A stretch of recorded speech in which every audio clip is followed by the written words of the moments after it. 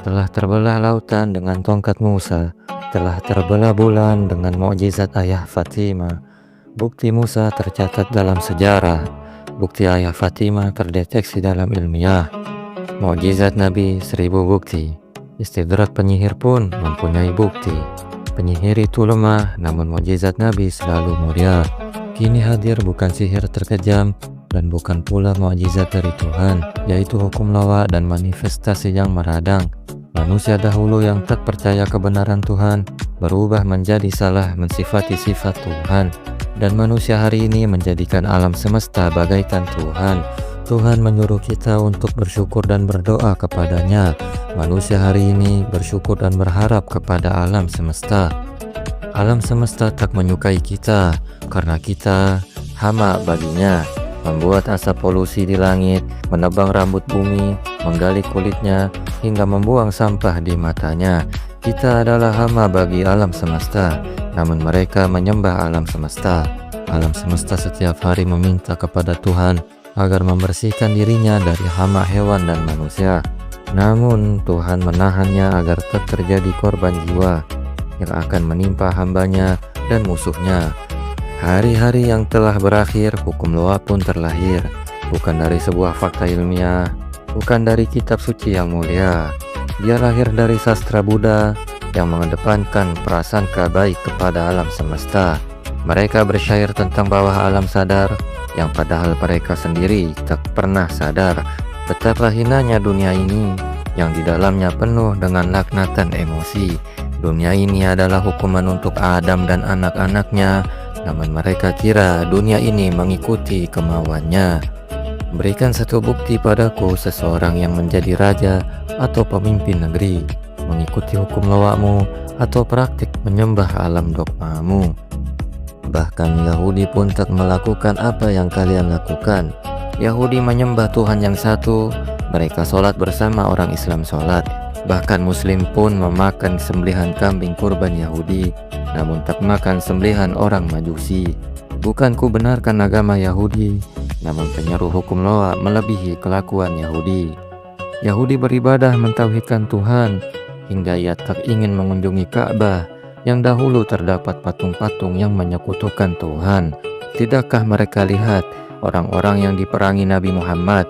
Mereka adalah orang yang meyakini berhala sebagai benda keramat. Mereka meyakini Tuhan, namun di lain waktu mereka menyekutukan Tuhan, meminta kepada Tuhan dengan perantara Nasar dan Hubbal. Nasar dan Hubbal yang ku ketahui adalah orang soleh di zamannya, namun musyrikin itu anggap mereka sebagai dewa. Berikan satu bukti orang kaya yang menjabat negeri menyembah lawamu atau mengikuti dogma sesatmu. Kalian takkan menemukan bukti apapun kecuali dusta ceritamu. Selagi kalian di dunia, kalian takkan bisa merasakan dunia bagaikan surga. Aku mempercayai adanya hukum kauniyah Tuhan, bukan dogma yang kalian dakwahkan. Aku mempercayai Tuhan memberi manfaat energi kepada matahari, air, kayu, batu, rempah, hingga tembaga dan timah. Mereka semua telah Tuhan berikan kekuatannya yang terlihat maupun yang tersirat. Sebagian dari sebagian manfaatnya terdapat pengobatan, sebagian yang lain dimanfaatkan untuk sumber penghasilan. Tuhan memberikannya untuk dimanfaatkan, namun kalian gunakan untuk vibrasi dan manifestasi menyimpang. Mereka meniru tradisi bermata sipit, yang padahal alam semesta selalu membersihkan seperti hewan parasit. Sebagian kaum mereka tersapu oleh angin bunuh diri secara tiba-tiba dan tersapu oleh air mata semesta dengan tangisan yang menghanyutkan kota. Tidakkah mereka berpikir itu disebabkan perbuatannya? Kejahatan terbesar dalam pandanganku adalah tak meyakini adanya Tuhan dan menyimpangkan kebesaran Tuhan. Dan kejahatan terbesar kedua adalah merubah-ubah syariat Tuhan. Bagiku berzina, minum khamar, hingga judi adalah dosa besar yang sangat mengkhawatirkan. Namun efek terhadap manusia lain sangatlah memungkinkan. Bukankah lebih parah gibah daripada berzina? Bukankah lebih parah memfitnah daripada mencuri? Bukankah lebih parah membunuh daripada berjudi? Bertahap tingkatan dosa, kita memilih dosa manusia yang berbeda. atau memilih dosa manusia yang sama, dan menghakimi dosa manusia yang tak selaras dengan dosanya.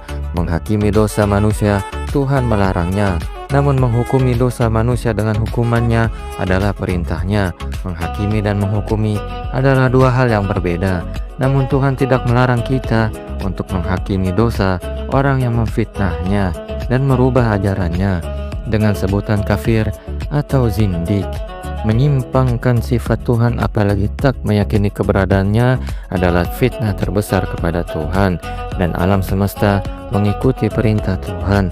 Hari di mana bermata sipit mempunyai banyak duit, tangisan alam membuat duit bernilai sumplit, tangisan alam menghancurkan kota yang mereka bangun di dalamnya. Bukankah mereka berpikir prasangka baik kepada alam semesta membuat mereka hidup melimpah? Namun mengapa alam semesta justru menghantamnya? Bahkan selain alam semesta, seperti manusia, banyak memusuhi perdagangannya dan pernah merudal atom ke kotanya. Di manakah realita Loa berada yang terlahir dari kaumnya?